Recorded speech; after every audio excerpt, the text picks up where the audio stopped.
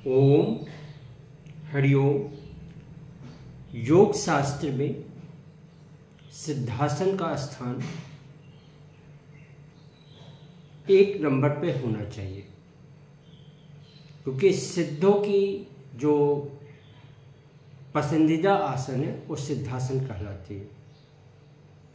और बचपन से ही हमारे मन में ऐसा भाव उठता था कि सिद्धासन का इतना महत्व क्यों।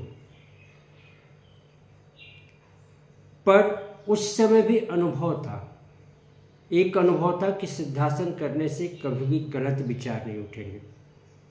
तो वो घटना भी हमें सिद्धासन की तरफ प्रेरित करती थी। तो पहले देखते हैं सिद्धासन कैसे करें। महर्षि घिरेंद्र की उदाहरण ले लेते हैं, फिर कुछ अनुभव, फिर लाभ की तरफ जाए। बाएं पैर को हमने यहाँ पर मोड़ दिया, पेल्विक रीजन सिवनी से मिला दिया।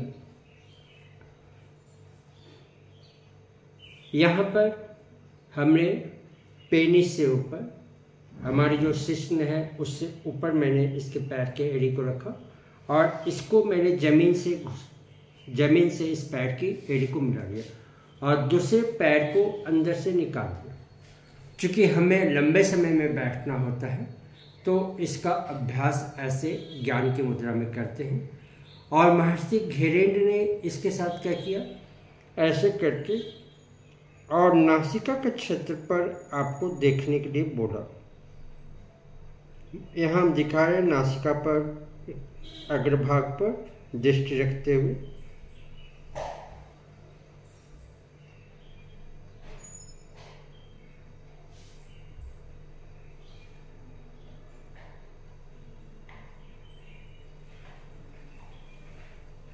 मैंने आपको कुछ देर दिखाया कि नासिकाग्र के भाग में दृष्टि रखते जालंधर बंद लगाकर। तो सिद्धासन बहुत ही उत्तम है और महर्षि घिरेंद्र ने सबसे पहले इसी आसन की चर्चा की। इससे फायदा क्या क्या होता है। सबसे पहले अपान वायु का उदान वायु के साथ मिलन होता है, संगम स्थापित हो जाता है, जो कि गीता में बार बार इस चित्त को बतलाया गया है। काम शक्ति का ऊर्ध्वगमन होने लगता है और जिनके पैर लचीले होंगे और रीढ़ की हड्डी लचीली होगी वही सिद्धासन ज़्यादा देर कर पाएंगे। और आप चाहते हैं कि मानसिक रूप से पूर्ण रूप से शांति मिले इस कलयुग में भी, तो ये आसन आपको कुछ मिनटों में विचार शून्य की अवस्था में ले जाता है और मानसिक नियंत्रण प्राप्त हो जाता है। आपको अंदर की जो शक्तियां होती है वो आपकी विकसित होती है, आपकी क्षमता विकसित होती है, आपकी सामर्थ्य विकसित होती है।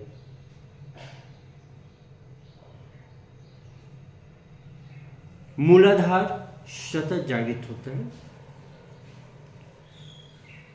बजरौली और अश्विनी मुद्रा आपको स्वतः लग जाती है। और भी गहराई में जाएंगे तो मूलबंध, इसके लिए कोई प्रयास इसमें नहीं करना पड़ता, अपने आप हो जाता है। तो इतनी सारी विशेषताएं होते हुए भी मूलाधार से ऊपर कैसे जाए, कुंडली जागरण अपने आप होता है। ये सिद्धासन के बैठने के सबसे बड़े गुण हैं। हाँ, जिनके पैर कड़े हों, स्पाइन कड़े हों, संसार के बहुत लाभ लेने हों, वो सिद्धासन में ज़्यादा न बैठे।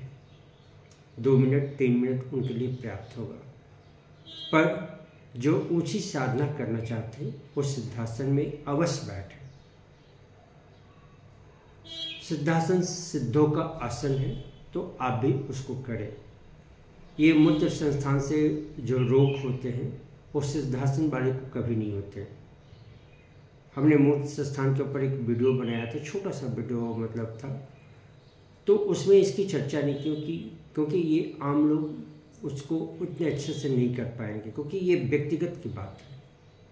आप सामने होते हैं तो सीख पाते, क्योंकि हमें लंबे समय से बैठा जाता है तो हम इस तरह से देखिए कि पैरों के बीच में कोई तनाव नहीं आया, कुछ नहीं आया। इसको सिद्धासन को करने का अभ्यास करना चाहिए और इस अभ्यास से आपको अपनी आप ऊर्जा ऊपर की तरफ जाएगी। आपकी प्राण शक्ति जो है वो अंदर से मजबूत होगी, ऊर्ध्वगमन की तरफ यात्रा करने लगेगी।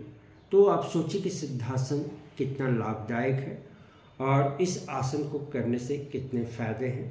तो जिनको अध्यात्म की उन्नति करनी है और उनके पैर लचीले हो, रीढ़ की कोई समस्या नहीं हो, तो आप सिद्धासन का अभ्यास अवश्य करें, क्योंकि आप जैसे भी आप पहुँचेंगे सहस्रार के पास तो बहुत सारे अनुभव होंगे। तो सिद्धासन उसमें भी मदद करता है। तो गुरुओं का आशीर्वाद, ऋषि मुनियों का आशीर्वाद और शास्त्र सम्मत ये सिद्धासन, जो कि बहुत ज़्यादा वर्णन में नहीं आया, आप उसको व्यवहारिक रूप से करें। देखिए हमने कितने देर तक किया और करने की इच्छा होगी तो आंख बंद करके जलंधर वन में भी घिरेन ऋषि की बात रखते हुए करेंगे। तो इस जानकारी को लोगों को वो तो फैलाइए और इस जानकारी को फैलाइए ही नहीं, अपने जीवन में उपयोग कीजिए, क्योंकि ऋषियों की वाणी को आप सत्य कर पाएंगे तभी जाके आप साधक की दृष्टि में सफल हो पाएंगे। तो हमें उम्मीद है कि आप इस वीडियो को जन जन तक फैलाएंगे। धन्यवाद। हरिओम। ओम शांति।